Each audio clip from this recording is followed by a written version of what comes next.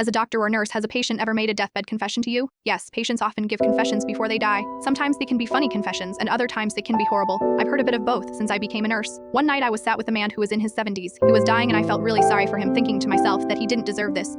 Bizarrely, no one came to see him, and not even his kids. He also had a scar on his left hand where his own son had once stabbed him. That night he told me that he had done many bad things in his life and started crying. He told me he always tried to be good but couldn't help himself. I squeezed his hand and told him I would stay with him, and then he confessed to me his guilt.